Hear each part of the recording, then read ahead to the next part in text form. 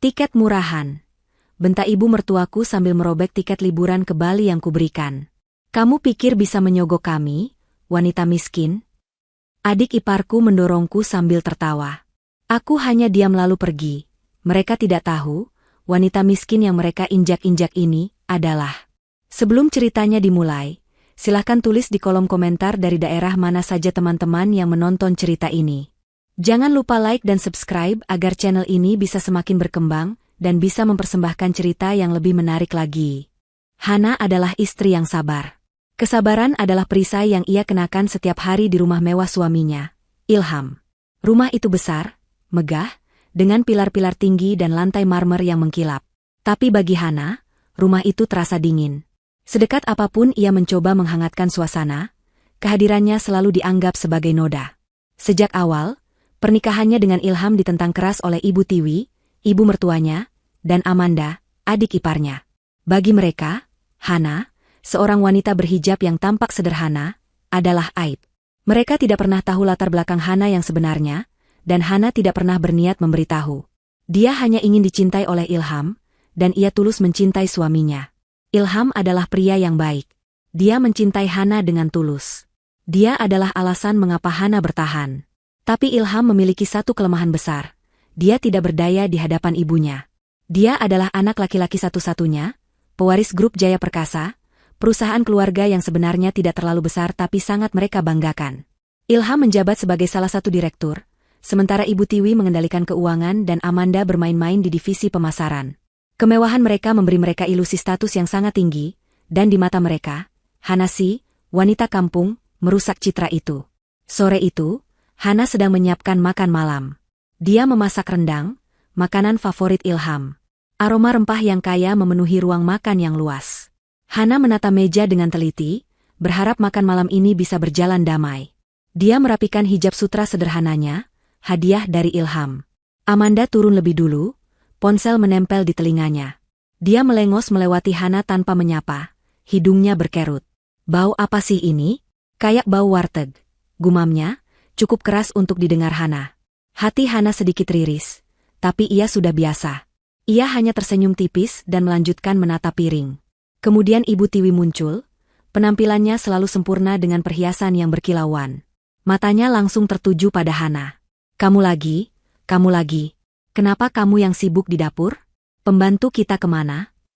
Mbak Lastri sedang pulang kampung, Bu. Ibunya sakit, jawab Hana lembut. Alasan? Pasti kamu yang bikin dia tidak betah. Kamu itu membawa aura sial di rumah ini, desis Ibu Tiwi. Dia duduk di kursi utama, memandangi masakan Hana dengan tatapan jijik. Ini apa? Daging lagi? Kamu tidak tahu cara memasak makanan berkelas? Makanan orang kaya? Ini kesukaan Mas Ilham, Bu, kata Hana, suaranya tetap tenang. Kesukaan Ilham, kesukaan Ilham. Sejak ada kamu, selera anakku jadi kampungan. Ilham masuk ke ruang makan. Wajahnya yang lelah karena bekerja langsung cerah melihat Hana. Sayang, sapanya, mencium kening istrinya. Wah, bau rendang. Pasti enak sekali. Lihat, Ibu Tiwi menunjuk Ilham dengan dagunya. Anakku jadi begini karena kamu. Lupa dengan kelasnya. Ilham menghela napas. Ini adalah ritual harian mereka. Ibu, sudahlah. Aku lapar. Masakan Hana selalu yang terbaik. Ilham duduk, mencoba mencairkan suasana. Amanda, bagaimana pekerjaanmu di kantor? Proyek pemasaran yang baru? Amanda mengangkat bahu, matanya tak lepas dari layar ponsel. Beres. Gampang itu. Mereka mulai makan dalam keheningan yang tegang. Ilham melahap rendangnya dengan nikmat, sementara Ibu Tiwi dan Amanda hanya mengaduk-aduk nasi mereka. Tiba-tiba, Ibu Tiwi meletakkan sendoknya dengan keras. Hana, panggilnya tajam. Hana mengangkat wajahnya. Iya, Bu. Ibu perhatikan, kamu ini makin aneh saja. Lepas sajalah kerudungmu itu. Bikin malu saja, tidak cocok di keluarga kita. Nanti kalau ada kolega bisnis ibu datang, mereka pikir kamu ini pembantu baru. Napas Hana tercekat. Hinaan fisik, hinaan status sosial, sudah biasa ia terima. Tapi ini menyerang keyakinannya. Sendok di tangannya bergetar. Ilham langsung bereaksi. Ibu, jaga ucapan ibu. Itu kehormatan Hana. Ibu tidak boleh bicara seperti itu. Oh, berani kamu membentak ibu demi perempuan ini. Suara Ibu Tiwi naik 1 oktav. Kamu ini sudah dibutakan cinta. Ilham, dia itu parasit. Numpang hidup. Kamu itu direktur di Jaya Perkasa. Masa istrimu penampilannya kayak ibu-ibu pengajian kampung? Apa kata dunia? Hana menatap Ilham. Mata suaminya memerah karena marah, tapi dia terdiam. Dia tidak bisa berdebat lebih lanjut. Lagi-lagi, Ilham kalah oleh ibunya. Ilham hanya bisa menatap Hana dengan tatapan, "Maafkan aku." Dan kelemahan Ilham di saat krusial itulah yang paling menyakiti Hana. "Sudahlah, Bu, kita makan saja," kata Ilham akhirnya, suaranya lemah. Dia menunduk, melanjutkan makannya dengan perasaan bersalah. Hana meletakkan sendoknya perlahan. Nasi di piringnya terasa seperti pasir. Dia menelan harga dirinya yang terkoyak. Dia harus bertahan demi Ilham. Dia harus mencoba sekali lagi. Mungkin, jika mereka punya waktu berkualitas bersama, jauh dari rumah ini, sikap mereka bisa berubah. Itulah harapan naif yang masih ia pegang. Selesai makan malam, setelah Ilham meminta maaf untuk kesekian kalinya di kamar mereka, Hana mengambil keputusan. "Mas, Ibu, Amanda," panggil Hana pelan di ruang keluarga. Ketiganya sedang menonton televisi. "Apalagi," ketus Amanda. Hana berjalan mendekat, membawa sebuah amplop besar. Dengan tangan sedikit gemetar, dia mengulurkannya ke Ibu Tiwi. "Hana sudah pesan tiket. Untuk kita berempat. Liburan ke Bali. Di villa pribadi, first class. Biar kita bisa lebih dekat, Bu. Hana ingin jadi bagian dari keluarga ini." Ilham tersenyum kaget. "Sayang, ini ide bagus." Ibu Tiwi menatap amplop itu dengan curiga. Dia mengambilnya dengan kasar dan membukanya. Dia melihat 4 tiket pesawat dan sebuah voucher reservasi villa mewah. Matanya menyipit. Lalu, tiba-tiba, dia tertawa. Tawa yang kering dan menghina. "Bali," ejeknya. "Villa pribadi? First class?" Tiba-tiba, dia berdiri. "Tiket murahan," teriaknya. "Rip." Ibu Tiwi merobek tiket-tiket itu. Dia merobeknya lagi dan lagi, hingga menjadi serpihan-serpihan kecil. Hana mematung, matanya terbelalak tak percaya. "Kamu pikir kami ini gembel?" bentak Ibu Tiwi. "Kamu pikir kamu bisa menyogok kami dengan liburan murahan ini agar kami mau menerimamu? Wanita miskin tidak tahu diri. Jangan mimpi." Serpihan tiket itu dilemparkan ke wajah Hana, seperti konfeti penghinaan. Amanda ikut tertawa terbahak-bahak. Dia berdiri dan mendorong bahu Hana dengan keras hingga Hana terhuyung. "Dasar miskin. Sok suci. Nggak level tahu nggak? Di sini tuh nggak ada yang suka sama kehadiran kamu." Hana menatap serpihan tiket di lantai. Tiket yang ia pesan dengan niat tulus. Tiket yang harganya lebih mahal dari gaji tahunan Ibu Tiwi dan Amanda jika mereka tahu. Dia tidak menangis. Rasa sakitnya terlalu dalam untuk air mata. Dia menatap Ilham. Suaminya berdiri mematung. Wajahnya pucat karena marah, tangannya terkepal di sisinya. Tapi mulutnya terkunci. Dia gemetar, tapi tidak ada satu kata pembelaan pun yang keluar. Dia hanya bisa menatap ibunya dengan ngeri, lalu menatap Hana dengan tatapan, "Maaf," yang menyedihkan. Dan disitulah semuanya berakhir.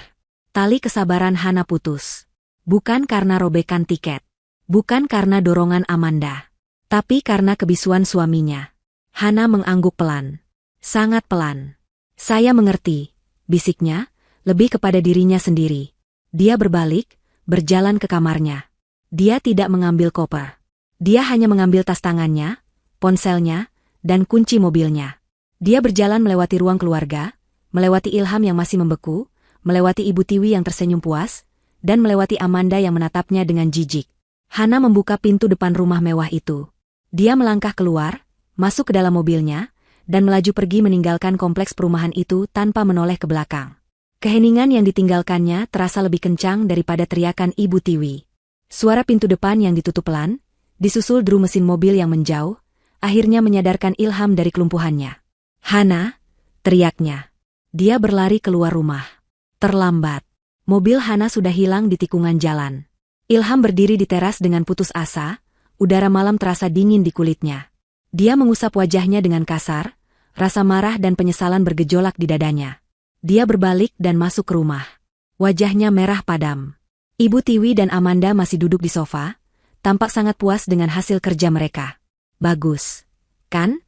Akhirnya parasit itu sadar diri dan pergi, kata Ibu Tiwi santai, sambil membetulkan letak bantal sofa. Mas Ilham gak usah sedih. Nanti Amanda kenalin sama teman-teman Amanda yang jauh lebih cantik, kaya, dan selevel. Timpal Amanda, kembali sibuk dengan ponselnya. Itulah puncaknya. Ilham meledak. Cukup. Teriaknya begitu keras hingga Amanda terlonjak kaget dan Ibu Tiwi terbelalak. Ini semua gara-gara Ibu dan Amanda. Kepuasan apa yang kalian dapat dengan menyakiti istriku? Ilham. Kamu membentak Ibu? Ibu Tiwi berdiri, tak percaya. Iya. Kenapa? Karena Ibu sudah keterlaluan. Kalian berdua keterlaluan. Hana adalah wanita terbaik yang pernah aku kenal. Dia sabar. Dia tulus. Apa salah dia sama kalian? Salahnya? Ibu Tiwi tertawa sinis. Salahnya dia miskin. Dia kampungan. Dia tidak pantas bersanding sama kamu. Ibu melakukan ini semua demi kebaikan kamu. Kebaikan apa? Kalian baru saja menghancurkan hidupku. Ilham menendang meja kopi kecil di depannya, hingga vas bunga di atasnya pecah berantakan. Hana pergi. Dan aku nggak tahu dia kemana. Alah, paling juga dia ke stasiun, pulang ke kampungnya. Wanita model begitu paling cuma punya ongkos sekali jalan. Biarkan saja. Besok lusa juga dia kehabisan uang dan kembali mengemis di depan pintu ini, kata Amanda enteng. Ilham menatap adiknya dengan nanar. Kalian benar-benar nggak mengerti. Dia berlari ke kamarnya, membanting pintu. Dia meraih ponselnya dan menelepon Hana. Panggilan itu masuk, tapi tidak diangkat. Dia menelepon lagi. Dan lagi. 10 kali. 20 kali. Tetap tidak diangkat. Dia mengirim pesan. Sayang, maafkan aku. Aku mohon, angkat teleponnya. Kamu di mana? Aku jemput sekarang. Aku janji aku akan bela kamu. Maafkan Ibu dan Amanda. Pesan itu terkirim. Tanda centang 2 biru muncul. Dibaca. Tapi tidak ada balasan. Ilham mencoba lagi. Hana, aku cinta kamu. Jangan tinggalin aku. Aku nggak bisa hidup tanpa kamu. Dibaca. Tidak dibalas. Ilham melempar ponselnya ke kasur. Dia menjambak rambutnya sendiri, merasa frustrasi dan tidak berdaya. Dia tahu dia telah gagal. Dia gagal melindungi wanita yang paling ia cintai. Hari pertama, Ilham tidak pergi ke kantor. Dia terus menelepon dan mengirim pesan, tapi hasilnya nihil. Dia menyetir mobilnya, berkeliling kota, mencoba mencari Hana di tempat-tempat yang mungkin istrinya datangi. Tapi dia sadar, dia tidak tahu banyak tentang Hana. Hana tidak punya banyak teman di kota ini, dan Hana pernah bilang keluarganya di kampung sudah tidak ada. Ilham tidak tahu harus mencari kemana. Sementara itu, di rumah, Ibu Tiwi dan Amanda menikmati kemenangan mereka. Mereka merayakannya dengan memesan makanan mahal dan merencanakan pesta kecil untuk teman-teman arisan Ibu Tiwi. Akhirnya rumah ini kembali bersih dari kuman, kata Ibu Tiwi. Hari ketiga, keanehan dimulai. Ibu Tiwi sedang berada di sebuah mal mewah untuk pertemuan arisan sosialitanya. Tiba giliran dia membayar tagihan restoran yang jumlahnya jutaan rupiah. Dengan angkuh, dia mengeluarkan kartu kredit platinumnya. Pelayan menggesek kartu itu. Mohon maaf, Ibu. Kartunya ditolak. Wajah Ibu Tiwi memerah. Apa? Tidak mungkin. Coba lagi. Pelayan mencoba lagi. Masih ditolak, Bu. Pakai yang ini. Ibu Tiwi melempar kartu kredit lain. Ditolak. Satu lagi. Ditolak. Semua kartu kreditnya, yang biasa ia pakai untuk foya-foya, tiba-tiba tidak berfungsi. Teman-teman arisannya mulai berbisik-bisik. Dengan menahan malu yang luar biasa, Ibu Tiwi terpaksa meminjam uang tunai dari salah satu temannya untuk membayar tagihan. Dia menelepon bank. Petugas bank memberinya jawaban yang membingungkan. Mohon maaf, Ibu Tiwi. Semua kartu tambahan Anda dibekukan atas permintaan pemegang kartu utama. Pemegang kartu utama?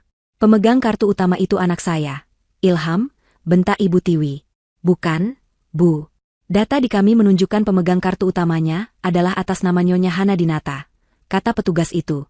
Jantung Ibu Tiwi serasa berhenti berdetak. Hana? Di saat yang hampir bersamaan, Amanda sedang berada di kampus. Dia baru saja selesai kelas dan berjalan menuju mobil sedan mewah barunya. Namun, dia kaget melihat mobilnya sedang diderek oleh truk derek. Hei, mau dibawa kemana mobil saya? teriak Amanda panik. Seorang pria berjaket leasing menghampirinya. Maaf, Mbak Amanda. Ada penarikan unit. Tunggakan cicilan 3 bulan. Nunggak? Nggak mungkin. Kakak saya yang bayar. Pasti ada kesalahan. Tidak ada kesalahan, Mbak. Justru 3 hari lalu, seluruh sisa cicilan mobil ini sudah dilunasi penuh. Tapi pelunasan itu dilakukan oleh pemilik asli kendaraan, dan beliau meminta kami menarik kembali asetnya. Pemilik asli? Siapa?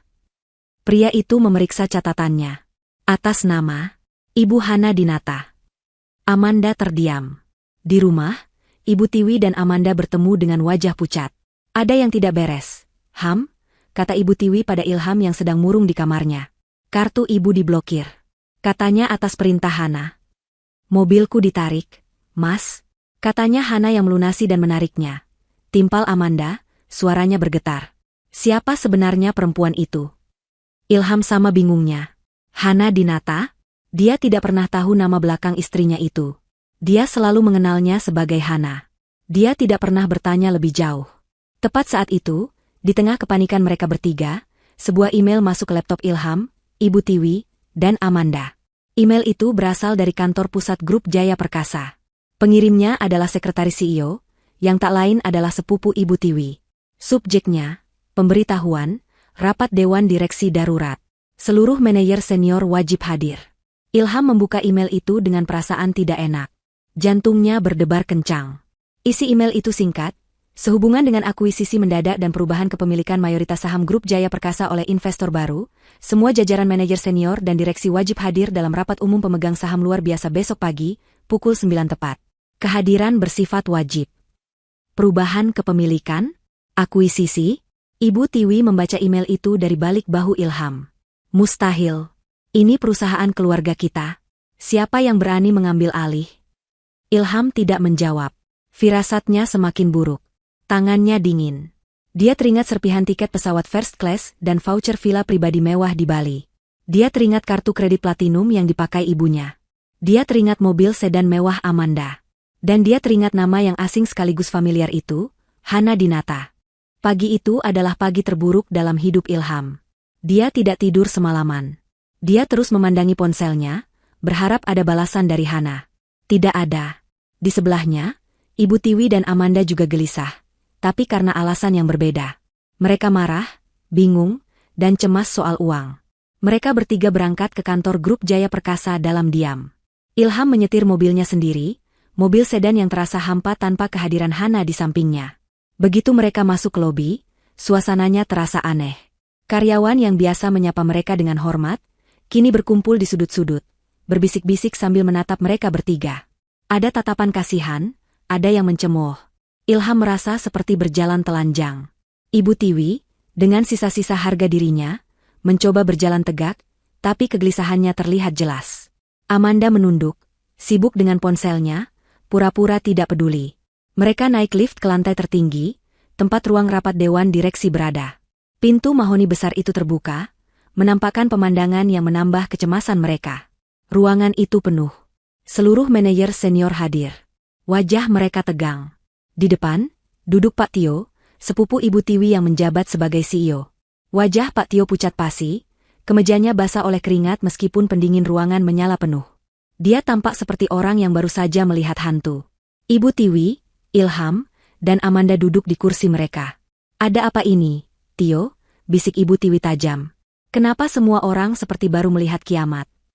Pak Tio tidak menjawab. Dia hanya menelan ludah, menatap pintu masuk ruang rapat seolah menunggu eksekutornya tiba. Tepat pukul 9 pagi, pintu itu terbuka. Bukan 1 orang, tapi 5 orang yang masuk. 4 pria berjas hitam mahal, membawa koper kulit, berjalan mengawal seorang wanita di tengah. Wanita itu, dunia Ilham seakan berhenti berputar. Jantungnya serasa melompat ke tenggorokannya. Itu Hana. Tapi itu bukan Hana yang ia kenal.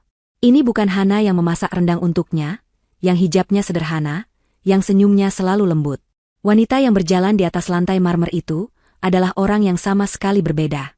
Hana mengenakan setelan bisnis customade berwarna biru tua yang sangat pas di badannya. Di balik setelan itu, ia mengenakan kemeja sutra putih bersih. Hijabnya terbuat dari bahan sutra yang serasi dengan setelannya, dililit dengan gaya profesional yang elegan, memperlihatkan wajahnya yang tenang dan dingin. Sepatu hak tingginya berbunyi, klak, klak, klak, di lantai marmer, suara yang terdengar seperti detak lonceng kematian bagi keluarga Ilham. Wajahnya dirias tipis namun tegas. Matanya tidak lagi memancarkan kehangatan, yang ada hanya fokus dan otoritas. Ibu Tiwi ternganga. Mulutnya terbuka lebar, matanya melotot tak percaya. Hana? Bisiknya, suaranya tercekat. Ponsel di tangan Amanda jatuh ke lantai dengan bunyi, brak, yang keras. Dia membeku, matanya membelalak ngeri, seolah melihat hantu yang bangkit dari kubur. Ilham tidak bisa bernapas. Dia melihat istrinya berjalan melewatinya, aroma parfum mahal yang lembut, bukan aroma sabun cuci yang biasa ia cium, menguar di udara. Hana bahkan tidak menoleh padanya. Dia berjalan lurus ke kursi utama di kepala meja, kursi yang biasanya diduduki Pak Tio. Pak Tio buru-buru berdiri, menarik kursi itu untuk Hana. Hana mengangguk singkat, tanpa senyum, lalu duduk.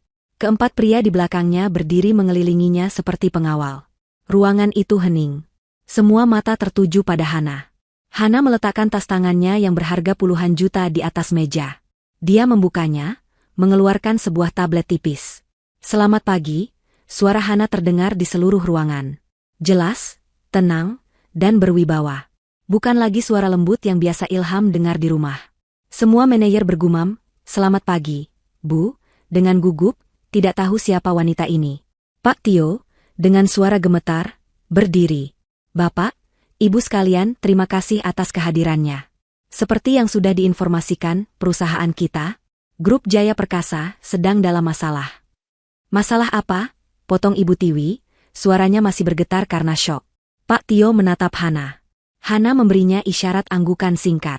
"Faktanya," lanjut Pak Tio, tidak berani menatap Ibu Tiwi.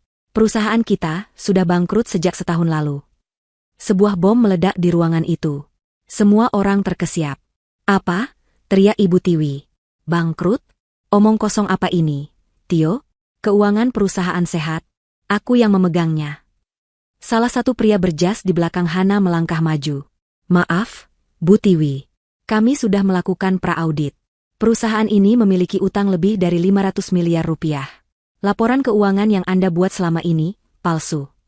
Wajah Ibu Tiwi berubah dari merah menjadi putih pucat. Pak Tio menunduk malu. "Benar, perusahaan ini hancur. Tapi minggu lalu, seorang investor datang. Seorang penyelamat. Dia membeli seluruh utang kita. Dan tidak hanya itu, dia membeli 80% saham perusahaan, termasuk saham milik keluarga saya." Pak Tio mengulurkan tangannya ke arah Hana. "Bapak, Ibu perkenalkan, pemilik baru 80% saham Grup Jaya Perkasa. Pemimpin kita yang baru."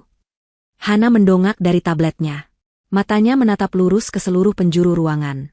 "Saya Hana Dinata," katanya dengan tegas. "Perwakilan dari Grup Dinata, dan pemilik baru perusahaan ini. Jika bom pertama adalah kebangkrutan, ini adalah ledakan nuklir. Grup Dinata." Tidak ada satu orang pun di ruangan itu yang tidak tahu nama itu. Salah satu konglomerat terbesar dan tertua di Asia. Pemilik bank, properti, perkebunan, dan media. Ibu Tiwi merosot di kursinya. Kakinya lemas. Amanda gemetar hebat. Ilham hanya bisa menatap istrinya.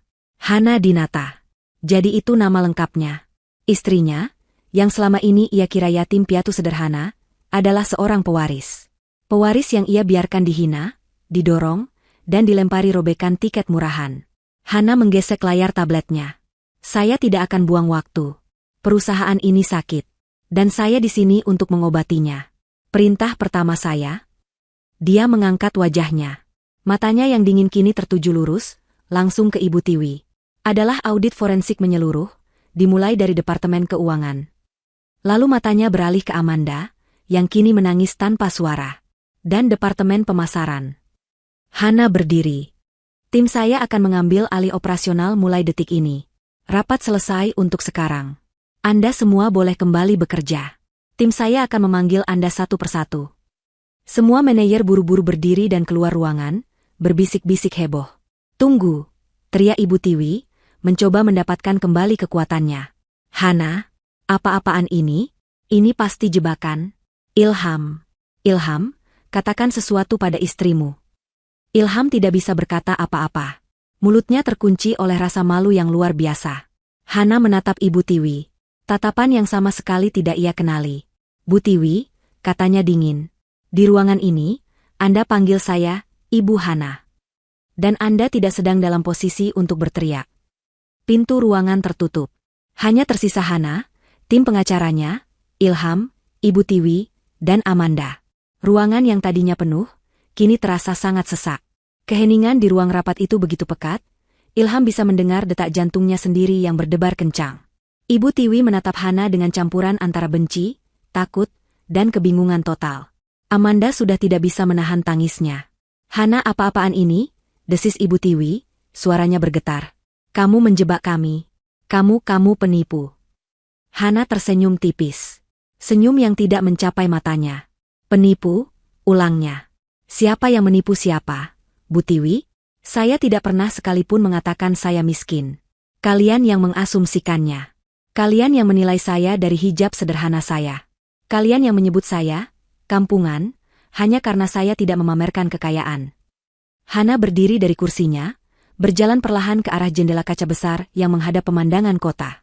Izinkan saya memperkenalkan diri dengan benar. Nama saya Hana Dinata.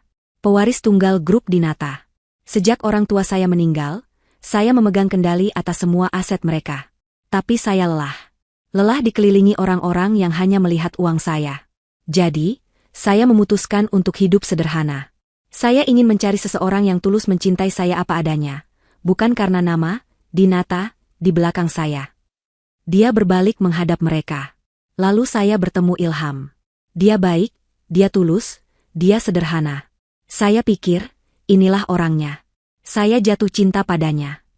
Mata Hana beralih ke Ilham. Ada sedikit kesedihan di sana, tapi tertutup oleh baja tekad. Saya mencintaimu, Ilham.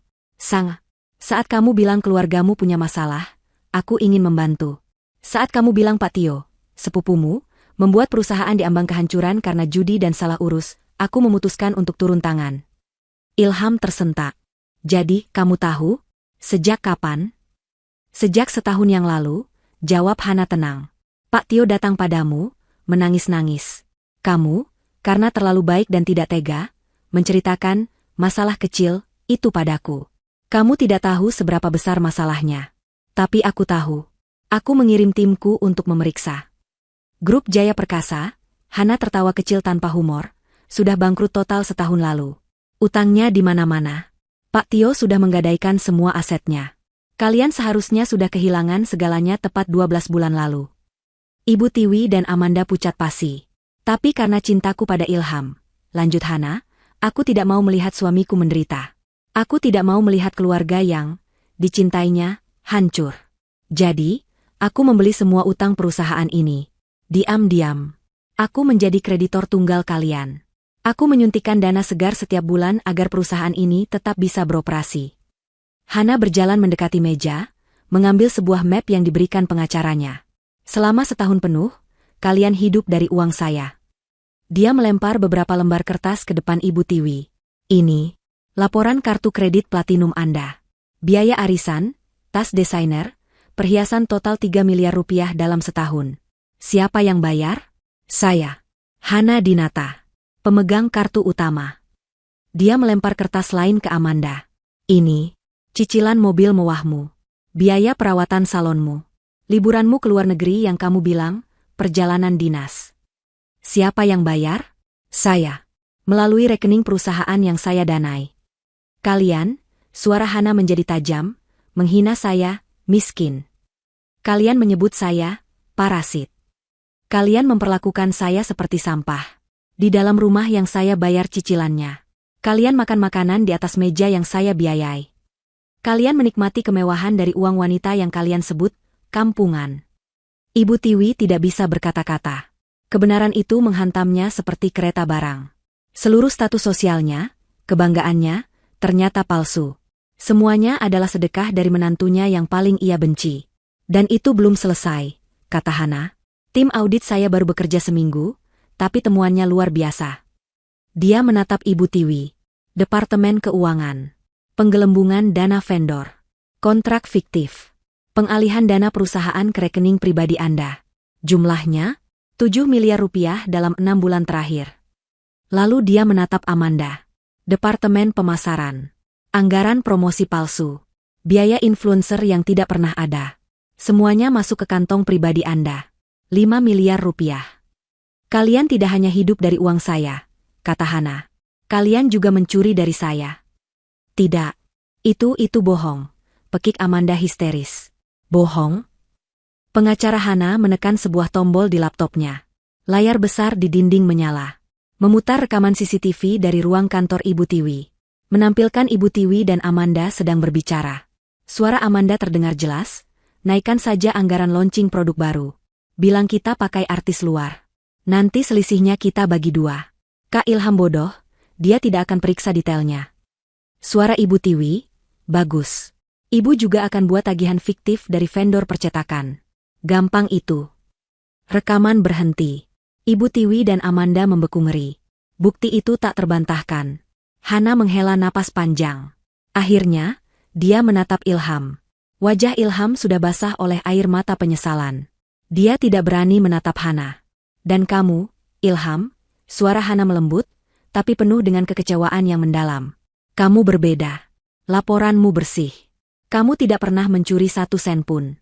Kamu suami yang baik. Kamu tulus. Ilham mengangkat wajahnya, secercah harapan muncul di matanya. Tapi kamu lemah, lanjut Hana, mematikan harapan itu. Aku mencintaimu. Aku membangun semua ini agar kamu bisa bangga dengan pekerjaanmu. Aku membiayai kemewahan keluargamu agar kamu tidak malu di depan teman-temanmu. Aku hanya minta satu hal darimu, cintai aku dan lindungi aku. Tapi kamu gagal. Air mata mulai menggenang di pelupuk mata Hana, tapi dia menahannya. Cintamu tidak cukup kuat, Ilham. Itu tidak cukup kuat untuk membela kehormatanku di meja makanmu sendiri. Kamu diam saat ibumu menghina hijabku. Kamu membeku saat adikmu mendorongku. Kamu lebih takut pada ibumu daripada kamu mencintaiku. Malam itu, bisik Hana, saat ibumu merobek tiket itu, tiket yang kubeli dengan uangku sendiri, untuk liburan yang kubayar dengan uangku sendiri, aku tidak hancur karena tiketnya. Aku hancur karena aku melihatmu. Kamu diam. Kamu membeku. Saat itulah aku sadar, aku salah menilai. Kelemahanmu adalah racun yang sama mematikannya dengan kejahatan mereka. Ilham terisak. Hana, maafkan aku. Sudah terlambat, potong Hana. Dia kembali ke kursinya. Aura bisnisnya kembali. Tim saya sudah mengumpulkan semua bukti. Penggelapan dana ini akan saya bawa ke jalur hukum. Jangan, Hana, jangan penjarakan kami. Ibu Tiwi tiba-tiba berlutut, mencoba merangkak memegang kaki Hana. Ibu mohon, nak, ibu salah. Ibu hilaf. Hana mundur selangkah, menatap wanita yang berlutut di depannya dengan dingin. Satpam, panggilnya lewat interkom. Pintu terbuka, 2 petugas keamanan masuk. Tolong antarkan Ibu Tiwi dan Nona Amanda keluar dari gedung ini. Mereka bukan lagi karyawan grup Jaya Perkasa. Pastikan mereka tidak membawa apapun selain tas tangan mereka. Hana, jangan. Kamu akan menyesal, teriak Ibu Tiwi saat diseret keluar.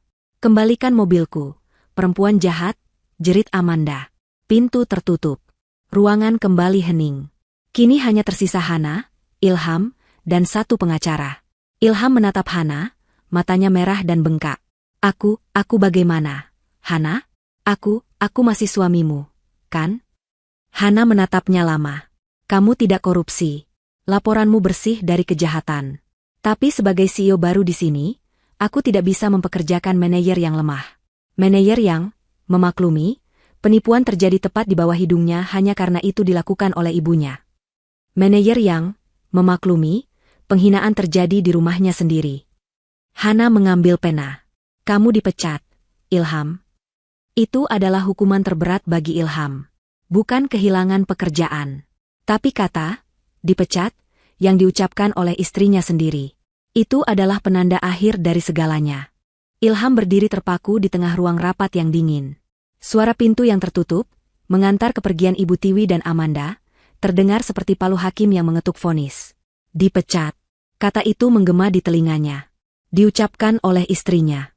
Wanita yang seminggu lalu masih ia peluk, wanita yang memasak untuknya, wanita yang ia biarkan dihina habis-habisan. Pengacara Hana berdeham pelan. Pak Ilham, Kami persilakan Anda mengemasi barang-barang pribadi Anda di meja Anda. Anda akan didampingi oleh keamanan. Ilham tidak bergerak.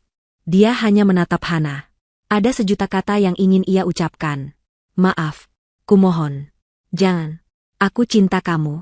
Tapi semua kata itu terasa tersangkut di tenggorokannya. Tercekik oleh rasa malu yang begitu besar. Dia tidak pantas mengucapkan kata-kata itu lagi. Hana. Akhirnya hanya itu yang bisa keluar dari bibirnya. Suaranya serak. Tolong jangan begini. Ini aku, Ilham. Suamimu. Hana menatapnya lurus. Wajahnya yang tenang adalah topeng yang sempurna. Tapi Ilham bisa melihat kedalaman rasa sakit di matanya. Rasa sakit yang ia sebabkan. Suami yang diam saja saat istrinya diinjak-injak? Jawab Hana, suaranya pelan namun menusuk. Secara hukum, kamu masih suamiku, Ilham. Kita akan bicarakan itu nanti melalui pengacaraku. Hana berdiri. Tapi di perusahaan ini, detik ini, kamu adalah seorang manajer senior yang terbukti lalai. Anda membiarkan korupsi miliaran rupiah terjadi tepat di bawah hidung Anda, dilakukan oleh keluarga Anda sendiri. Anda gagal. Perusahaan ini tidak mentolerir kegagalan. Silakan keluar.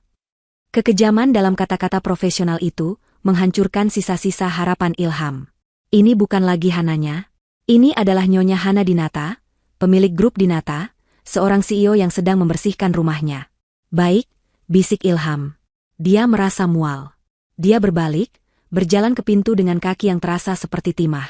Petugas keamanan sudah menunggunya di luar. Perjalanan dari ruang rapat ke mejanya di lantai bawah adalah Walk of Shame, terpanjang dalam hidupnya. Setiap karyawan yang ia lewati menatapnya. Ada yang berbisik, ada yang pura-pura sibuk, ada yang menatapnya dengan kasihan. Dia, Ilham, putra mahkota grup Jaya Perkasa, kini berjalan di bawah kawalan satpam. Dia tiba di mejanya. Foto pernikahannya dengan Hana masih ada di sana. Hana tersenyum bahagia dalam foto itu, mengenakan kebaya putih sederhana. Ilham mengambil bingkai foto itu, tangannya gemetar. Hanya ini yang ia masukkan ke dalam boks kardus kecil, bersama dompet dan kunci mobilnya. Dia tidak peduli dengan piala-piala penghargaan atau tumpukan dokumen. Semuanya terasa tidak berarti. Dia diantar ke lobi. Dan di sanalah neraka yang sesungguhnya menunggu. Lobi utama yang megah itu penuh dengan karyawan yang, secara kebetulan, sedang berada di sana. Di tengah lobi, Ibu Tiwi dan Amanda sedang membuat keributan. Lepaskan saya. Saya ini direktur keuangan, teriak Ibu Tiwi, mencoba melepaskan tangannya dari cengkeraman satpam. Kalian tidak tahu siapa saya? Saya ini keluarga pemilik. Kalian semua akan saya pecat. Benar? Lepaskan ibu saya. Gembel, jerit Amanda, yang juga ditahan oleh satpam lain. Kalian akan kami tuntut. Kepala keamanan gedung, Pak Rahmat, yang selama ini selalu membungkuk hormat pada mereka, kini berdiri tegak dengan wajah datar. Maaf, Bu Tiwi, Nona Amanda. Perintah dari pemilik baru, Ibu Hana Dinata. Anda dilarang berada di area perusahaan. Tolong jangan membuat keributan. Semua mata memandang. Ponsel-ponsel terangkat, merekam secara diam-diam. Bisikan-bisikan terdengar jelas. Ya ampun, itu Bu Tiwi, kan? Gila, diusir satpam. Katanya pemilik barunya istrinya Pak Ilham yang miskin itu. Ternyata istrinya miliarder, dan mereka korupsi. Gunjingan itu bagaikan tamparan bertubi-tubi. Lalu mereka melihat Ilham, berjalan lesu dengan boks kardus kecil di tangannya, dikawal satpam. Lobi menjadi hening sesaat, sebelum akhirnya bisikan itu meledak lebih kencang. Putra mahkota telah jatuh. Ilham. Ibu Tiwi melihatnya. Ilham, bantu ibu. Katakan pada mereka siapa kita. Suruh mereka lepaskan ibu. Ilham berjalan mendekat. Dia menatap ibunya, lalu adiknya. Wajah mereka penuh amarah dan rasa malu yang salah tempat. Mereka masih merasa berhak. Ilham menarik napas panjang. Sudahlah, Bu, katanya pelan, suaranya lelah. Ayo kita pergi. Pergi? Apa maksudmu? Kita tidak akan pergi. Sudah selesai, kata Ilham, lebih tegas. Matanya menatap Pak Rahmat. Kami akan pergi dengan tenang. Sudahlah, Bu, kita kalah. Pengakuan itu meruntuhkan seluruh sisa perlawanan Ibu Tiwi. Kalah? Ilham tidak menjawab. Dia berjalan lebih dulu. Pintu kaca otomatis yang megah itu terbuka. Ilham melangkah keluar, Dari dunia yang dingin ber-AC ke trotoar yang panas dan berdebu. Ibu Tiwi dan Amanda, setelah dilepaskan oleh satpam, mengikutinya keluar dengan langkah gontai. Pintu kaca itu mendesis tertutup di belakang mereka, memisahkan mereka dari kehidupan yang selama ini mereka kenal. Mereka bertiga berdiri di trotoar yang ramai. Di depan mereka, lalu lintas kota bergemuruh. Mereka yang biasa dijemput di lobi VVIP oleh sopir pribadi, kini berdiri kebingungan di pinggir jalan. Mobil mana? Tanya Ibu Tiwi, masih bingung. Mobil Amanda ditarik, desis Ilham. Mobil ibu, fasilitas kantor. Sudah diambil alih. Lalu mobilmu? Di basement. Tapi aku tidak yakin aku sanggup menyetir, kata Ilham jujur. Kita pulang, kata Ibu Tiwi tegas, mencoba meraih sisa-sisa otoritasnya. Pesan taksi online. Dia mengeluarkan ponselnya. Mencoba membuka aplikasi. Sial. Kenapa tidak bisa? Ilham. Ponsel ibu tidak ada pulsanya. Amanda mengecek ponselnya. Wifi kantor mati. Pulsaku juga habis. Mereka bertiga terdiam. Tiga sosialita yang terdampar, tidak punya pulsa untuk memesan taksi. Ilham merogoh sakunya, mengeluarkan dompet. Dia masih punya beberapa lembar uang tunai. Dia melambai, menghentikan taksi konvensional yang kebetulan lewat. Perjalanan pulang adalah perjalanan paling sunyi yang pernah mereka alami. Sopir taksi menyalakan radio, yang kebetulan menyiarkan berita bisnis. Sebuah langkah mengejutkan datang dari grup Dinata yang hari ini mengumumkan akuisisi penuh atas grup Jaya Perkasa yang dirumorkan bangkrut. Ilham segera mematikan radio itu. Mereka tiba di kompleks perumahan mewah mereka. Satpam di gerbang depan menatap mereka dengan aneh, melihat mereka turun dari taksi biasa, tapi tetap membuka palang pintu. Taksi berhenti di depan rumah megah mereka. Rumah pilar-pilar putih itu tampak angkuh. Ibu Tiwi buru-buru turun, ingin segera masuk dan mengunci diri, jauh dari kenyataan. Dia memasukkan kuncinya ke lubang pintu. Tidak bisa. Kuncinya tidak mau berputar. Ada apa ini? Geramnya. Dia mencoba lagi. Gagal. Biar aku coba, kata Amanda. Kuncinya juga tidak berfungsi. Ilham maju. Dia mencoba kuncinya sendiri. Sama saja. Gagal. Pintunya macet, kata Amanda panik. Bukan macet, kata sebuah suara. Kepala keamanan kompleks perumahan, ditemani dua penjaga lain, menghampiri mereka. Maaf, Pak Ilham, Bu Tiwi. Ada pesan dari pemilik sah rumah ini, Ibu Hana Dinata. Hati Ilham mencelos. Rumah ini sedang dalam proses pengosongan. Kunci digitalnya sudah diganti. Bapak dan Ibu tidak diizinkan masuk. Tidak boleh masuk, teriak Ibu Tiwi. Ini rumah saya. Ini rumah anak saya. Maaf, Bu. Menurut data kepemilikan, rumah ini 100% atas nama Ibu Hana Dinata. Sejak 3 tahun lalu. Saat itulah mereka menyadarinya. Di balik jendela, mereka bisa melihat orang-orang bergerak. Para pekerja berseragam sedang mengemasi barang-barang ke dalam box. Barang-barang saya, jerit Amanda, berlari ke garasi. Garasi terbuka. Di dalamnya, sudah tertata rapi beberapa boks kardus besar. Di atasnya ada tulisan spidol, pakaian, Ibu Tiwi, pakaian, Amanda, pribadi, Ilham. Hanya pakaian dan barang-barang pribadi. Tidak ada perhiasan, tidak ada tas desainer, yang ternyata dibeli dari uang Hana, tidak ada apa-apa lagi. Ibu Hana berpesan, lanjut kepala keamanan itu dengan datar, bahwa beliau mengizinkan Anda mengambil barang-barang pribadi Anda. Setelah itu, mohon segera tinggalkan area properti ini. Mereka bertiga mematung. Dipecat. Kartu kredit diblokir. Mobil ditarik. Dan sekarang diusir dari rumah. Dalam waktu kurang dari 3 jam, mereka telah kehilangan segalanya. Mereka berdiri di jalanan aspal yang panas di depan rumah mereka sendiri. Di samping mereka, tumpukan boks kardus berisi sisa-sisa kehidupan lama mereka. Para tetangga yang penasaran mulai mengintip dari balik tirai jendela mereka. Ini adalah puncak penghinaan. Jadi kita gelandangan, bisik Amanda, suaranya pecah, air mata panik mulai mengalir. Ibu Tiwi duduk di atas salah satu boks, wajahnya yang tadi penuh amarah kini kosong. Dia syok. Realitas menghantamnya begitu keras, hingga dia tidak bisa lagi bereaksi. Kebanggaan yang ia bangun seumur hidupnya hancur lebur dalam hitungan jam. Ilham memandangi ibunya, lalu adiknya. Ada sedikit rasa kasihan, tapi didominasi oleh kekosongan. Dia merasa lelah. Sangat lelah. Kita harus pergi dari sini, kata Ilham pelan. Dia mengeluarkan ponselnya. Beruntung, dia masih memiliki aplikasi mobile banking yang terhubung dengan rekening gajinya. Rekening yang Hana tidak sentuh. Dia mengecek saldonya. Cukup untuk bertahan hidup beberapa minggu, mungkin sebulan jika mereka sangat hemat. Dia memesan taksi online lagi, kali ini yang ukuran besar untuk mengangkut box mereka. "Kita mau kemana?" tanya Amanda getir, sambil menyeret boxnya. "Kita tidak punya rumah. Kita cari kontrakan. Atau hotel murah," jawab Ilham, matanya menatap lurus ke depan. Saat taksi datang dan mereka memasukkan box-box itu, Ibu Tiwi tiba-tiba sadar. Dia berdiri, wajahnya berubah dari kosong menjadi murka. Tapi kemarahannya kali ini tidak tertuju pada Hana. Dia berbalik dan menampar Ilham. Keras. "Plah."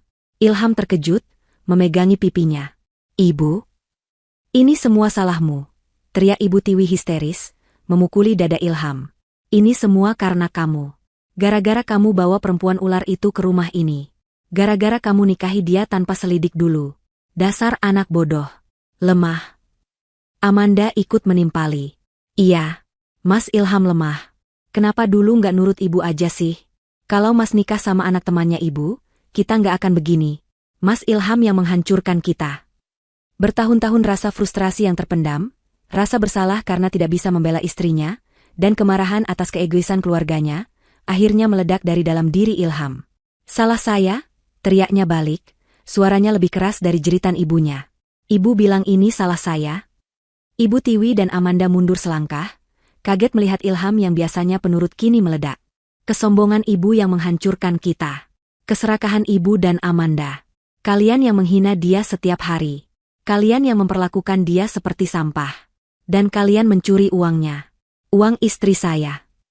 Dia menipu kita," jerit Amanda. "Dia tidak menipu. Dia hanya diam. Tapi kalian? Kalian mencuri. Ada buktinya. Rekaman CCTV. Apa kalian pikir kalian bisa lolos?" bentak Ilham. Dia menatap ibunya dengan mata memerah. "Dan saya?" Suaranya pecah. "Kesalahan saya adalah saya diam. Kesalahan saya adalah saya terlalu takut sama ibu. Saya membiarkan kalian menyakiti wanita satu-satunya yang tulus di rumah itu. Jadi jangan pernah salahkan saya atas apa yang kalian perbuat." Sopir taksi yang menunggu hanya bisa menonton drama itu dengan gugup. Ilham menarik napas, mengendalikan emosinya. "Masuk. Kita cari tempat tinggal." Perjalanan itu adalah neraka. Ibu Tiwi dan Amanda menangis sesenggukan di kursi belakang, diselingi sumpah serapah untuk Hana. Ilham duduk di depan, menatap kosong ke jalanan. Dia mencari di ponselnya, menemukan sebuah rumah kontrakan kecil dengan 3 kamar di pinggiran kota. Murah. Dia langsung mentransfer uang sewa untuk sebulan. Mereka tiba di sebuah gang sempit. Rumah kontrakan itu kecil, catnya kusam, dan berbau kamper. Jauh berbeda dari istana marmer mereka. "Aku nggak mau tinggal di sini," raung Amanda begitu melihat kamar mandi yang jongkok. "Jijik. Panas. Bau. Hanya ini yang kita punya," kata Ilham datar. Dia meletakkan box terakhir di ruang tamu yang sempit. "Mulai sekarang, kita hemat. Uang ibu dan kamu sudah tidak ada. Kita hidup dari sisa gajiku." Malam pertama di rumah itu adalah siksaan. Nyamuk berdenging. Kipas angin tua berdecit. Ibu Tiwi tidak berhenti menangis di kamarnya. Amanda mengeluh tanpa henti. Realitas benar-benar menampar mereka. Mereka tidak punya apa-apa. Keesokan harinya, keputusasaan mulai melanda. "Ilham," kata Ibu Tiwi pagi-pagi, matanya bengkak. Wajah angkuhnya hilang, digantikan wajah wanita tua yang putus asa. "Telepon dia. Telepon Hana." "Untuk apa, Bu?" "Minta maaf. Kamu suaminya. Dia pasti masih cinta sama kamu. Bilang kamu minta maaf. Rayu dia. Bilang kamu akan ceraikan dia asal dia kasih kita pesangon. Atau bilang kamu akan tinggalkan kami demi dia." Ibu Tiwi mulai merencanakan skema lagi. Amanda mengangguk setuju. "Iya, Mas. Bilang aja Mas cinta mati sama dia. Rayu dia, Mas. Aku nggak mau hidup begini." Ilham menatap mereka dengan jijik. Bahkan setelah semua ini, mereka hanya memikirkan uang. Mereka masih ingin memanfaatkannya. Tapi, ada sebagian dari dirinya yang memang ingin menelepon Hana. Bukan untuk uang. Bukan untuk rumah. Tapi untuk Hana sendiri. Dia rindu. Dia hancur. Dia masih mencintainya. Dia mengambil ponselnya, berjalan ke teras sempit di depan rumah kontrakan, menjauh dari ibu dan adiknya. Tangannya gemetar saat mencari nama, Hana sayang, di kontaknya. Dia menekan tombol panggil. 1 kali dering. 2 kali. 3 kali. Tidak diangkat. Dia menelepon lagi. Dan lagi. 10 kali. 20 kali. Ibu Tiwi dan Amanda mengintip dari jendela, menanti dengan cemas. Pada panggilan ke-21, sambungan itu terhubung. Hening. Jantung Ilham berdebar begitu kencang. Hana, bisiknya. Hening. Dia hanya bisa mendengar embusan napas pelan. Dia tahu Hana ada di sana, mendengarkan. Hana sayang, aku mohon. Ilham tidak bisa menahannya lagi. Air matanya tumpah. Dia terisak seperti anak kecil. Aku minta maaf. Aku tahu aku salah. Aku bodoh. Aku lemah. Aku menyesal, Hana. Demi Allah, aku menyesal. Hana masih diam. Aku cinta kamu, Hana. Aku nggak bisa hidup tanpa kamu. Aku mohon, beri aku 1 kesempatan lagi. Aku akan tinggalkan mereka. Aku akan ceraikan ibuku dan adikku. Aku akan pergi dari mereka selamanya. Aku akan ikut kamu kemana aja. Jadi pembantumu pun aku mau, asalkan aku bisa lihat kamu lagi. Kumohon, Hana, jangan hukum aku begini. Dia menangis, memohon, menumpahkan semua penyesalan yang ia pendam. Ibu Tiwi dan Amanda di dalam rumah tersenyum licik, mengira rayuan Ilham akan berhasil. Setelah Ilham selesai, keheningan berlangsung beberapa detik yang terasa seperti selamanya. Lalu, suara Hana terdengar. Dingin, jernih, dan tanpa emosi. Terlambat, Ilham. 1 kata itu menghantamnya. Aku memintamu memilih setiap hari selama 3 tahun pernikahan kita, lanjut suara Hana. Setiap kali ibumu menghinaku, aku memintamu memilih. Setiap kali adikmu merendahkanku, aku memintamu memilih. Dan kamu selalu memilih mereka. Kamu memilih untuk diam. Sekarang, suara Hana terdengar sedikit bergetar, sebelum kembali mengeras, pilihanku sudah dibuat. Kelemahanmu sudah merusak segalanya. Selamat tinggal, Ilham. Klik. Sambungan terputus. Ilham menatap layar ponselnya yang menggelap. Selesai. Benar-benar selesai. Harapan terakhirnya telah dipadamkan. Dia merosot ke lantai teras yang kotor. Tangisnya bukan lagi tangis penyesalan, tapi tangis putus asa. Di dalam rumah, melihat wajah Ilham yang hancur, Ibu Tiwi dan Amanda akhirnya mengerti. Mereka telah kalah telak. Tidak ada lagi yang bisa diharapkan. Telepon yang ditutup Hana terasa seperti pintu penjara yang dibanting. Harapan Ilham hancur berkeping-keping. Dia kembali ke dalam rumah kontrakan yang pengap itu sebagai pria yang kalah. Ibu Tiwi dan Amanda, yang melihat wajahnya yang pucat dan tatapan matanya yang kosong, akhirnya mengerti. Tidak ada jalan kembali. Rayuan tidak berhasil. Permohonan tidak didengar. Mereka terdampar. Hari-hari berikutnya adalah kabur dari penderitaan. Sisa uang gaji Ilham menipis dengan cepat. Mereka makan mie instan 3 kali sehari. Rumah yang panas, nyamuk, dan kamar mandi yang kotor mulai menggerogoti kewarasan mereka. Amanda adalah yang pertama pecah. Aku nggak mau hidup begini. Aku nggak bisa, teriaknya pada suatu sore yang terik. Dia terbiasa menghabiskan jutaan untuk sekali perawatan wajah. Sekarang, wajahnya kusam dan rambutnya lepek. Lalu kamu mau apa? Balas Ilham lemah. Dia hanya berbaring di tikar tipis, menatap langit-langit yang retak. Dia tidak punya tenaga lagi untuk berdebat. Aku akan cari kerja, putus Amanda. Dengan sisa kepercayaan dirinya, Amanda berdandan sebisanya, memakai satu-satunya baju, bagus, yang tersisa, dan pergi melamar pekerjaan. Dia pikir, dengan pengalamannya sebagai manajer pemasaran di grup Jaya Perkasa, dia bisa dengan mudah mendapatkan pekerjaan. Kenyataan menamparnya. Di perusahaan pertama, pewawancara menatap CV-nya. Jaya Perkasa? Bukankah ini perusahaan yang baru diambil alih grup Dinata karena skandal korupsi? Amanda tergagap. Dia tidak diterima. Di perusahaan kedua, mereka tertawa. Manajer pemasaran? Di sini kami butuh staf administrasi yang bisa input data. Anda bisa pakai Excel? Bisa membuat pivot table? Amanda tidak tahu apa itu. Dia putus asa. Dia menurunkan standarnya. Dia melamar sebagai pelayan di sebuah kafe trendy, tempat yang dulu sering ia kunjungi bersama teman-temannya. Manajer kafe itu, yang melihat penampilannya yang berusaha keras tapi tampak murah, menerimanya untuk masa percobaan. Pekerjaan itu adalah neraka. Mbak, bersihkan meja 5. Mbak, ini tumpahan kopi, cepat pel. Mbak, cuci piringnya yang bersih. Amanda, yang seumur hidupnya dilayani, tidak tahu cara bekerja. Dia membersihkan meja dengan lamban, menumpahkan minuman ke pelanggan, dan memecahkan 2 gelas di dapur. Belum sampai 3 jam bekerja, manajer itu memanggilnya. Maaf, Mbak. Kayaknya Mbak nggak cocok kerja di sini. Ini uang untuk 3 jam kerja Mbak. Dia dipecat. Amanda pulang sambil menangis, melempar uang receh itu ke wajah Ilham. Aku benci hidup ini. Sementara Amanda gagal, Ibu Tiwi punya rencana lain. Dia tidak bisa bekerja kasar. Harga dirinya masih tersisa, sekecil apapun itu.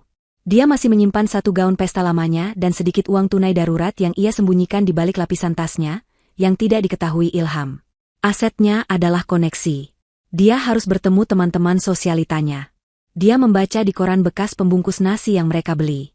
Akan ada acara amal besar di Hotel Mulia. Sebuah acara penggalangan dana yang dulu ia hadiri setiap tahun. Semua orang penting akan ada di sana. Ini adalah kesempatannya. Malam itu, Ibu Tiwi berdandan habis-habisan. Dia memakai gaun lamanya, yang terasa sedikit sempit. Dia memakai riasan tebal untuk menutupi wajahnya yang lelah. Dia menghabiskan sisa uangnya untuk naik ojek ke hotel mewah itu. Dia berhasil menyelinap masuk ke dalam ballroom yang gemerlap. Musik orkestra bermain lembut. Aroma makanan mahal tercium. Jantungnya berdebar. Dia melihat teman-teman arisannya. Nyonya A, Nyonya B. Dia mencoba mendekati mereka. Lihat. Itu kan Tiwi, bisik salah satu dari mereka. Sestet, jangan lihat. Kudengar dia bangkrut. Perusahaannya diambil alih menantunya sendiri. Dia diusir dari rumahnya. Loh, sekarang tinggal di kontrakan. Saat Ibu Tiwi mendekat, teman-temannya tiba-tiba berbalik badan, pura-pura sibuk berbicara dengan orang lain. Mereka mengabaikannya. Dunia sosialita kejam, tidak ada tempat bagi mereka yang sudah jatuh. Ibu Tiwi merasa terhina. Amarahnya memuncak. Lalu, dia melihatnya. Di atas panggung, di bawah sorotan lampu, berdiri Hana. Dia tampak anggun dalam balutan gaun muslimah berwarna zamrud yang berkilauan.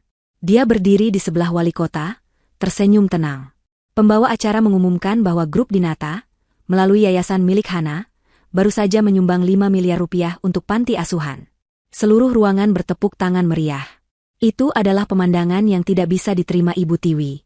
Wanita yang ia sebut, miskin, dan kampungan, itu kini dipuja-puja. Hana, teriak Ibu Tiwi, suaranya melengking membelah ruangan.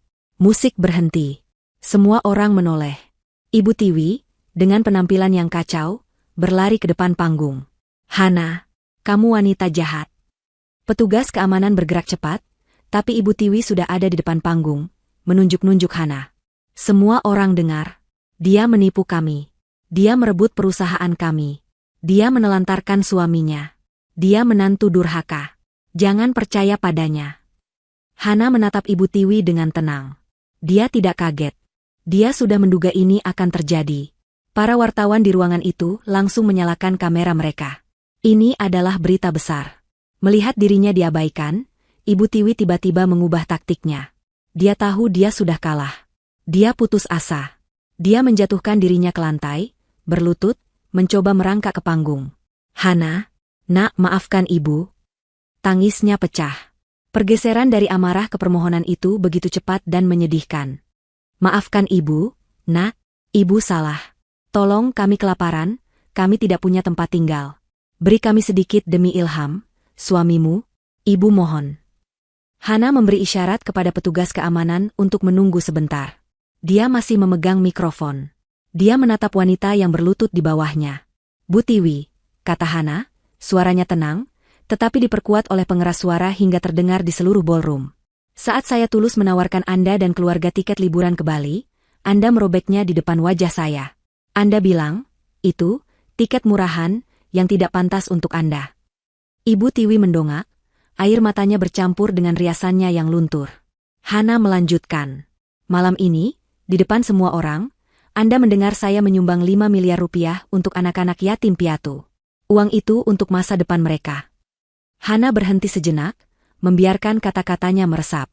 Tapi Anda datang ke sini. berlutut di depan semua orang. Membuat drama.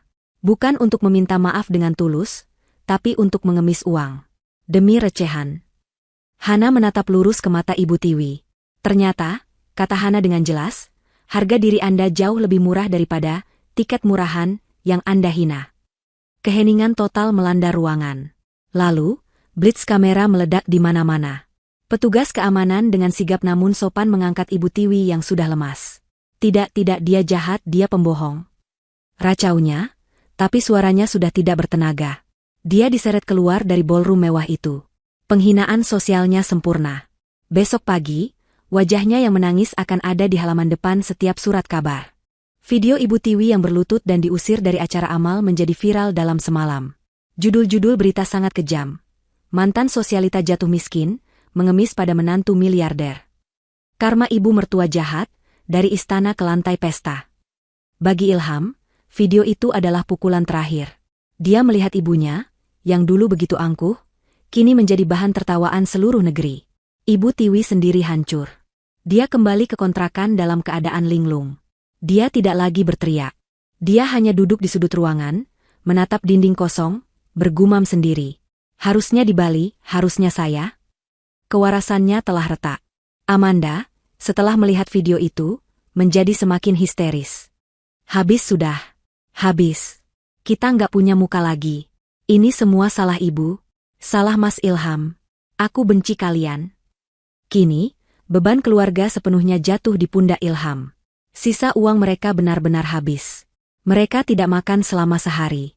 Tangisan Amanda dan gumaman Ibu Tiwi adalah musik latar di neraka baru Ilham. Dia harus bekerja. Apapun. Dia mencoba melamar pekerjaan kantoran. Tapi namanya sudah tercemar. Skandal grup Jaya Perkasa terlalu besar. Ilham, kata seorang manajer HRD yang kasihan padanya. Nama Anda ada di daftar hitam. Anda terbukti lalai dalam kasus korupsi keluarga Anda sendiri. Tidak ada perusahaan yang mau mengambil risiko. Putus asa, Ilham berjalan tanpa tujuan. Uang di sakunya hanya cukup untuk membeli 1 botol air mineral. Perutnya melilit karena lapar. Dia melewati sebuah pasar induk yang ramai. Sebuah tulisan di papan triplek menarik perhatiannya. Dibutuhkan kuli panggul. Harian. Dibayar sore. Ilham menatap tulisan itu. Lalu dia menatap tangannya. Tangan yang lembut, yang terbiasa memegang pena dan laptop. Dia menelan harga dirinya yang terakhir. Dia masuk ke kantor mandor pasar. Pekerjaan itu dimulai saat itu juga. Pukul 3 pagi keesokan harinya. Kehidupan baru Ilham adalah siksaan fisik yang tak terbayangkan. Dia harus mengangkat karung-karung beras seberat 50 kilogram. Memanggul kerat-kerat ikan yang bau dan berlendir. Menurunkan tumpukan sayuran dari truk. Di hari pertama, tangannya langsung melepuh. Di hari kedua, lepuhan itu pecah dan berdarah. Punggungnya serasa patah. Otot-ototnya yang tidak terlatih menjerit kesakitan. Dia, Ilham, mantan direktur yang terhormat, kini berlumuran keringat, kotoran, dan sisik ikan. Kuli-kuli lain menertawakannya. Lembek amat, Mas, kayak banci. Sore hari, mandor memberinya beberapa lembar uang lecek. 60.000 rupiah. Hasil kerja kerasnya selama 12 jam. Uang itu ia pakai untuk membeli beras, beberapa butir telur, dan tempe. Dia berjalan pulang dengan langkah tertatih. Dia tiba di kontrakan yang bau. Dia pikir, setidaknya mereka akan berterima kasih karena dia membawa makanan. Dia salah. Saat dia masuk, Amanda menutup hidungnya. Bau apa ini? Ya ampun, Mas. Kamu bau ikan busuk. Jijik. Pergi mandi sana. Ibu Tiwi, yang duduk di sudut, menatap kantong beras yang dibawa Ilham dengan tatapan kosong. Cuma ini? Nasi sama tempe? Gumamnya. Dulu kita makan salmon. Ilham tidak berkata apa-apa. Dia meletakkan beras itu di dapur kotor. Dia memasak nasi. Dia menggoreng telur. Saat makan malam, Amanda mengeluh lagi. Telurnya terlalu asin. Nasinya keras. Saat itulah Ilham mengerti. Inilah karmanya. Inilah hukumannya. Hukumannya bukanlah menjadi kuli panggul. Hukumannya bukanlah kehilangan kekayaan. Hukumannya adalah dia terjebak. Dia bekerja mati-matian untuk menafkahi 2 orang yang telah menghancurkan hidupnya. Dia terikat oleh rasa tanggung jawab yang semu kepada ibu dan adik yang tidak pernah menghargainya, yang bahkan dalam kondisi terpuruk pun masih bisa menghinanya. Dia kini merasakan apa yang Hana rasakan selama 3 tahun. Bekerja keras, memberi segalanya, hanya untuk diperlakukan seperti sampah. Dia tidak tahan lagi. Dia tidak bisa menjalani sisa hidupnya seperti ini. Dia harus melihat Hana. Sekali lagi. Bukan untuk meminta kembali. Bukan untuk meminta uang. Dia hanya perlu, dia tidak tahu apa. Mungkin hanya untuk melihat wajahnya dan meminta maaf dengan benar. Dia mengambil cuti sehari, kehilangan upah Rp60.000 yang sangat berharga. Dia menggunakan sisa uang terakhirnya untuk naik ojek ke menara kantor pusat grup Dinata yang baru. Gedung pencakar langit yang megah, berkilauan seperti permata. Dia masuk ke lobi. Jauh lebih mewah dari kantor lamanya. Dia berjalan ke meja resepsionis, merasa sangat kerdil dengan pakaiannya yang kusam dan sandalnya yang butut. "Selamat siang, Pak. Ada yang bisa dibantu?" Sapa resepsionis itu, sedikit mengernyit melihat penampilannya. Saya mau bertemu Ibu Hana Dinata." "Sudah ada janji, Pak?" "Belum. Tolong bilang saja ini Ilham. Dia kenal saya." Resepsionis itu menatapnya dengan curiga, tapi dia mengangkat gagang telepon. "Permisi, Bu. Ada yang bernama Pak Ilham di lobi, ingin bertemu." Resepsionis itu mendengarkan sejenak. Wajahnya berubah menjadi dingin dan profesional. Dia meletakkan gagang telepon. "Maaf, Pak. Ibu Hana sedang sibuk. Beliau tidak bisa diganggu seharian ini. Tolong, saya cuma butuh 5 menit. Mohon Ilham, ini sangat penting." "Maaf, Pak. Ibu Hana tidak bisa." "Kalau begitu saya akan tunggu," kata Ilham, bergerak untuk duduk di sofa lobi. Saat itu juga, 2 petugas keamanan yang tegap menghampirinya. "Pak," kata salah satu dari mereka, suaranya berat. "Area lobi ini hanya untuk tamu yang memiliki janji." "Saya Ilham. Saya suaminya," teriak Ilham, mulai putus asa. Resepsionis itu terkejut, tapi dengan cepat menekan tombol di bawah mejanya. Petugas keamanan itu menggeleng. "Pak, kami punya perintah. Ibu Hana berpesan, jika Bapak datang dan memaksa, kami harus memanggil polisi." "Polisi?" Kata itu menghantam Ilham. Dia akan ditangkap. Di lobi gedung milik istrinya sendiri. Dia menatap berkeliling. Semua orang memandangnya. Dia melihat ke layar televisi besar di dinding lobi. Di sana, ada wawancara eksklusif dengan Hana Dinata. Wajah istrinya memenuhi layar, tersenyum, berbicara tentang program filantropi dan pemberdayaan perempuan. Dia tidak punya tempat di sini. Ilham berbalik. Dia berjalan keluar dari lobi yang dingin itu, kembali ke jalanan Jakarta yang panas dan kejam. Dia kalah. Dia tidak punya istri. Dia tidak punya pekerjaan. Dia tidak punya kehormatan.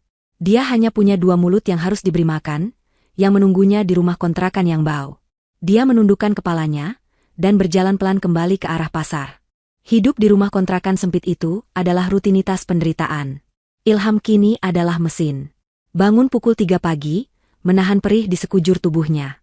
Mendengar keluhan Amanda dari kamar sebelah yang tidak bisa tidur karena panas. Melewati ibunya, Ibu Tiwi, yang masih duduk di tikar yang sama, menatap dinding dengan pandangan kosong. Sesekali bergumam, "Harusnya kita ke Bali. Tiketnya?" Kemudian dia berjalan kaki 2 kilometer ke pasar, karena dia tidak punya uang untuk ojek. Dia bekerja di bawah caci maki mandor. Punggungnya menjerit, tangannya kapalan dan berdarah, tapi dia terus mengangkat karung-karung berat itu. Pukul 4 sore, dia menerima upahnya yang basah oleh keringat. Dia membeli beras, tempe, dan sedikit sayuran layu. Dia pulang. Dia memasak dalam diam. Amanda akan mengeluh makanannya tidak enak. Ibu Tiwi akan menatap nasi di piringnya seolah itu racun. Ilham akan makan dengan cepat, lalu mencoba tidur selama beberapa jam sebelum siklus itu dimulai lagi. Dia tidak lagi merasa malu. Dia tidak lagi merasa marah. Dia hanya merasa hampa. Dia adalah narapidana dalam penjara yang ia ciptakan sendiri, terikat pada 2 wanita yang telah menghancurkan hidupnya. Suatu sore, sebulan setelah drama di lobi kantor Hana, sebuah surat datang. Bukan email, tapi sebuah amplop coklat resmi dengan stempel pengadilan. Diantarkan oleh kurir. Surat itu ditujukan untuk Ibu Tiwi dan Amanda. Ilham membukanya karena ibunya tidak lagi merespons. Itu adalah surat panggilan sidang. "Apa itu?" tanya Amanda ketus, yang sedang mengipasi dirinya dengan sepotong kardus. "Surat. Dari pengadilan," kata Ilham pelan. "Sidang pertama. Minggu depan." atas tuduhan penggelapan dana dan korupsi perusahaan. Amanda terdiam selama 5 detik. Lalu dia menjerit. Jeritan yang melengking, penuh kepanikan. Penjara? Enggak. Aku enggak mau di penjara. Enggak mungkin. Dia berlari ke arah Ilham, mencengkeram ke meja kotor suaminya. Mas Ilham, lakukan sesuatu. Telepon perempuan itu. Telepon Hana. Suruh dia batalkan. Aku enggak mau masuk penjara. Aku enggak mau. Jeritan Amanda yang keras menyentak Ibu Tiwi dari dunianya yang kosong. Dia menoleh, matanya yang tadi kusam kini menyala liar. Penjara? Desisnya. Dia merangkak, merebut surat itu dari tangan Ilham. Matanya bergerak cepat membaca isinya. Anak tidak berguna, teriaknya, suaranya parau karena lama tidak digunakan. Dia melemparkan surat itu ke wajah Ilham. Ini semua gara-gara kamu. Kalau saja kamu ceraikan dia dari dulu. Kalau saja kamu lebih tegas. Kamu biarkan dia menghancurkan kita. Kamu biarkan dia memenjarakan ibumu sendiri. Anak durhaka. Ibu Tiwi dan Amanda kini bersekutu, keduanya menyerang Ilham. Menangis, menjerit, memukul. Ilham hanya berdiri di sana, menerima semuanya. Apa yang bisa aku lakukan? Tanyanya, suaranya begitu lelah. Bukti rekamannya ada. Bukti transfer bank ada. Kalian mencuri. Ini hukumannya. Persetan dengan hukuman, jerit Amanda. Mohon sama dia, berlutut, cium kakinya. Lakukan apa saja, Mas, asal aku nggak di penjara. Ilham menggeleng pelan. Dia tidak akan mengangkat teleponku. Semuanya sudah selesai. Minggu depannya, mereka bertiga hadir di pengadilan negeri. Mereka datang dengan angkutan umum. Penampilan mereka sangat kontras dengan kemegahan gedung pengadilan. Ilham dengan kemeja lusuh, Amanda dengan pakaian terbaiknya yang sudah kusam, dan Ibu Tiwi, yang kini terlihat 10 tahun lebih tua, berjalan gontai dengan tatapan penuh kebencian. Hana tidak ada di sana. Dia tidak perlu hadir. Yang hadir adalah tim pengacara terbaik dari grup Dinata, mewakili perusahaan yang telah dirugikan. Sidang berjalan cepat. Jaksa penuntut umum membeberkan semuanya. Laporan audit forensik. Salinan rekening koran yang menunjukkan aliran dana miliaran rupiah ke rekening pribadi Ibu Tiwi dan Amanda. Dan yang paling mematikan, rekaman CCTV di ruang kerja Ibu Tiwi diputar di layar besar di ruang sidang. Seluruh ruangan bisa mendengar dengan jelas suara Amanda yang berkata, naikkan saja anggaran launching produk baru. Kak Ilham bodoh, dia tidak akan periksa detailnya. Dan balasan Ibu Tiwi, bagus. Ibu juga akan buat tagihan fiktif dari vendor percetakan. Ibu Tiwi dan Amanda tidak bisa berkutik. Wajah mereka pucat pasi. Saat diberi kesempatan membela diri, mereka tidak menunjukkan penyesalan. Kami dijebak, teriak Ibu Tiwi pada hakim. Itu semua rekayasa menantu saya yang durhaka. Dia merebut suami saya. Dia merebut perusahaan kami. Dia yang jahat. Amanda ikut menangis. Saya cuma disuruh ibu saya, Pak Hakim. Saya tidak tahu apa-apa. Hakim ketua, seorang pria paruh baya yang bijaksana, mengetuk palu. Dia sudah melihat terlalu banyak drama seperti ini. Sidang ditutup untuk musyawarah. 1 jam kemudian, vonis dibacakan. Terdakwa 1, Tiwi terbukti secara sah dan meyakinkan melakukan tindak pidana korupsi perusahaan dan pencucian uang, dijatuhi hukuman penjara selama 5 tahun. Ibu Tiwi membeku. Dan terdakwa 2, Amanda terbukti secara sah dan meyakinkan ikut serta membantu tindak pidana korupsi, dijatuhi hukuman penjara selama 3 tahun. Palu diketuk. Tidak, jerit Amanda, melengking histeris. 3 tahun? Tidak mau. Mas Ilham. Tolong aku, Mas. Ibu Tiwi tidak menjerit. Dia berbalik badan di kursi terdakwa. Matanya menatap lurus ke arah Ilham yang duduk sendirian di barisan belakang. Saat petugas keamanan datang untuk membawa mereka, Ibu Tiwi menunjuk Ilham dengan jari gemetar.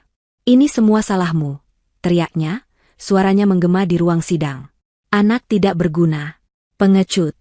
Lemah. Kamu membiarkan kami di penjara. Kamu membiarkan istrimu menghancurkan ibumu sendiri. Kamu bukan anak saya lagi. Saya kutuk kamu. Saya kutuk kamu hidup sengsara selamanya. Amanda ikut berteriak sambil diseret. Pembunuh. Kamu membunuh kami, Mas. Aku benci kamu. Teriakan mereka bergema di koridor, lalu perlahan menghilang saat mereka dibawa pergi. Ilham tetap duduk di bangkunya. Ruang sidang kini kosong. Hanya dia dan petugas kebersihan yang mulai menyapu. lemah, pengecut, tidak berguna, dikutuk. Dia telah kehilangan segalanya. Istri, pekerjaan, rumah, dan sekarang, keluarga toksiknya pun telah diambil darinya. Dia sendirian. Benar-benar sendirian. Perlahan, Ilham berdiri. Dia berjalan keluar dari gedung pengadilan. Anehnya, dia tidak merasa sedih. Teriakan ibunya tidak lagi menyakitinya. Dia merasa ringan. Beban di pundaknya telah terangkat. Tidak ada lagi yang harus ia nafkahi. Tidak ada lagi yang harus ia dengarkan keluhannya. Tidak ada lagi yang menghinanya di rumah. Jeritan ibunya dan Amanda adalah pembebasan terakhirnya. Dia bebas. 1 tahun kemudian. Matahari Bali bersinar terik, namun angin laut yang lembut membuatnya terasa sempurna. Di sebuah resort paling eksklusif di Uluwatu, di dalam sebuah villa pribadi yang lebih besar dari rumah lamanya, Hana duduk di tepi kolam renang tanpa batas, Infinity Pool. Kolam itu seakan menyatu dengan birunya Samudra Hindia di bawah tebing. Hana tampak berbeda. Lebih segar, lebih tenang. Hijabnya hari ini berwarna biru langit, serasi dengan kaftan santai yang ia kenakan. Di hadapannya, bukan tumpukan dokumen, melainkan sebuah tablet. Dia baru saja menyetujui proposal pembangunan 100 sekolah gratis di Indonesia Timur melalui Yayasan Dinata. Perusahaannya, yang kini ia kelola sepenuhnya, telah tumbuh 3 kali lipat. Dia telah membersihkan semua korupsi, menempatkan orang-orang profesional, dan mengubah Jaya Perkasa dari perusahaan keluarga yang hampir mati menjadi anak perusahaan grup Dinata yang paling menguntungkan. Dia meletakkan tabletnya. Menyesap es teh melati. Dia damai. Dia telah bekerja keras. Bukan hanya untuk bisnis, tapi untuk menyembuhkan dirinya sendiri. Dia telah memaafkan. Bukan untuk mereka, tapi untuk dirinya sendiri. Dia menekan tombol kecil di meja sampingnya. Sebuah layanan untuk memesan minuman. Beberapa menit kemudian, seorang staf hotel datang. Dia mengenakan seragam resor yang rapi, kemeja linen putih, kain sarung khas Bali yang diikat rapi, dan sebuah udeng atau ikat kepala. Dia berjalan dengan kepala sedikit tertunduk, seperti yang diajarkan dalam pelatihan staf, membawa nampan perak berisi segelas jus mangga segar pesanan Hana. Dia berjalan pelan, berhati-hati agar tidak mengganggu tamu VVIP itu. "Permisi, Bu. Minuman Anda," katanya, suaranya pelan dan penuh hormat. Hana mendongak dari pemandangan laut, siap tersenyum dan mengucapkan terima kasih. Mata mereka bertemu.